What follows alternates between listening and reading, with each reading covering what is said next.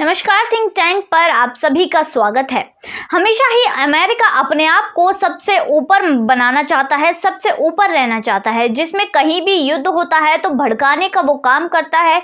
इसके अलावा दुनिया में कहीं भी युद्ध होता है तो उसका सबसे ज़्यादा फायदा अमेरिका को ही मिलता है। अब यहाँ पर अमेरिका भारत के खिलाफ भी साजिश करने लगा है, जिसकी कई बातें सामने आई हैं, जिनसे ये पता चलता है कि अमेरिका दिखाता तो ये है कि वो भारत के साथ है, पर वो भारत के खिलाफ काम कर रहा है।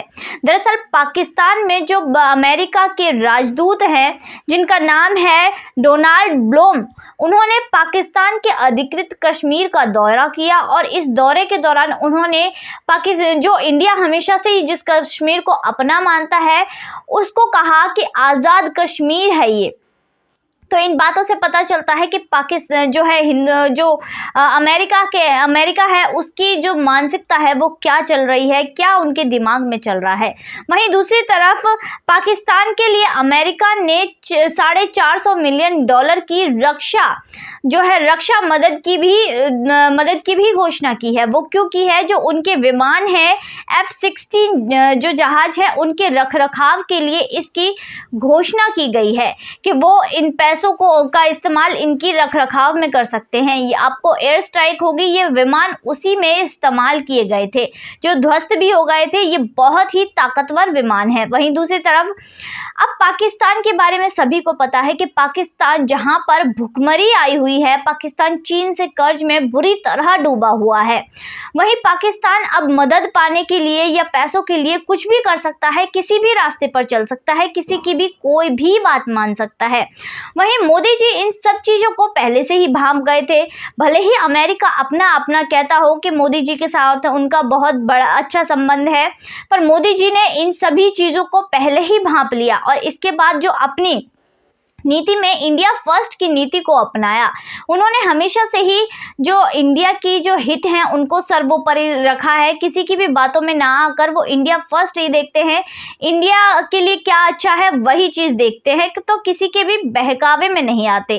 तो यही चीज़ अमेरिका बहुत ही पुरानी स्ट्रेटजीज है ये जो अमेरिका की हैं, ये फिर से वो अपनाने लगा है। अमेरिका हमेशा से ही यही काम करता आ रहा है, एक देश को दूसरे देश के खिलाफ भड़काता आ रहा है।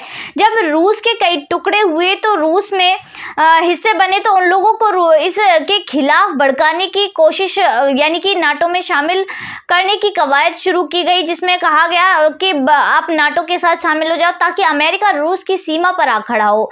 जब रूस के सामने नहीं चली तो अमेरिका ने एक और रणनीति बनाई, जिसमें नाटो में यूक्रेन को शामिल करने की वो बात करने लगा, यूक्रेन को बहलाने फुसलाने लगा कि नाटो में शामिल कर लिया जाएगा। अगर रूस आकर तुम पर हमला भी करता है तो, और या लड़ता है, कभी कोई कार्यवाही करता है, तो हम लोग यहाँ पर अमेरिका के सैनिक आकर तुम्हारा साथ देंगे, यहाँ पर लड़ेंगे। पर हुआ क्या? जिसके बाद यूक्रेन भी इसकी बातों में आ गया, जेलेंस्की इसकी बातों में आ गई, जो बाइडेन की, जिसके बाद ये सारा कारनामा शुरू हुआ और जेलेंस्की भी इस पर बोलने लगे बार बार, जिसके बाद फलस्वरूप या इसका जो परिणाम निकला वो ये निकला, रूस ने यूक्रेन पर युद्ध कर दिया। और जब यहाँ से जब मदद मांगी गई तो अमेरिका ने साफ मना कर दिया कि हमारे सैनिक नहीं आएंगे या हम कोई भी इस तरह की मदद नहीं कर सकते। वहीं दूसरी तरफ यूक्रेन इसमें अब पूरी तरह ध्वस्त हो चुका है, पूरी तरह बर्बाद हो चुका है, पर रूस भी कम बर्बाद नहीं हुआ है, रूस भी बर्बाद हुआ है। वहीं अब यूरोपियन देश में भी एक भयानक स्थिति आके मिल गई है। यूरोपियन देश, यूरोप के जो देश हैं, उन्होंने जो है बातें कही, जिसके बाद जो यूक्रेन का वो साथ देने लगे। जिसके बाद हुआ ये कि यहाँ पर रूस ने इनको कुछ भी तेल या गैस की आपूर्ति करना या कुछ भी भेजना बंद कर दिया, जिसके बाद इन्हें अब यहाँ पर महंगाई चरम पर है, क्योंकि इन्हें अमेरिका से ये सारी चीज़ें खरीदनी पड़ रही है और बड़ी मात्रा में खरीदनी पड़ रही है, जिसका सबसे अब एक कुल मिलाकर यही है कि इन सभी चीज़ों का फायदा अमेरिका को हुआ है।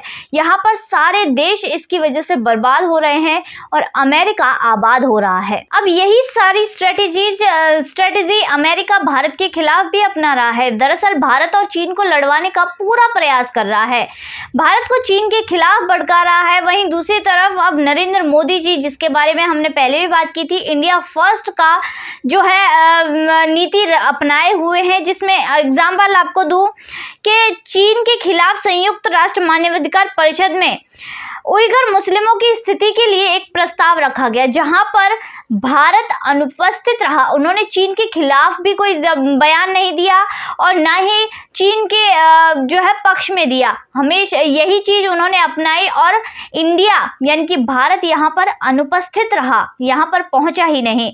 वहीं 16 सितंबर को SCO के शिखर वार्ता के दौरान जो है पुतिन को नरेंद्र मोदी जी ने एक मंत्र दिया, जिसको एक बात कही, एक बयान दिया जिसको पूरी दुनिया मोदी मंत्र के नाम से जानती है, जिसमें उन्होंने पुतिन को ये बात कही जो कि भारत के और सभी देशों के हित में थी कि आज युद्ध का दौर नहीं है, देश की स्थिति को आगे कैसे बढ़ाया जाए, आज वो दौर है। इस तरह की कुछ बातें की थी, जिसके बाद पूरी दुनिया उसको मोदी मंत्र के नाम से जानती है। तो मोदी जी बिल्कुल भी बहकावे में आने वाले नहीं हैं और न ही किसी के खिलाफ यहाँ पर युद्ध करते हैं। तो आज की वीडियो में बस इतना ही, फिर मुलाकात होगी ऐसी ही वीडियो के साथ। तब तक के लिए देखते रहिए थिंक टैंक।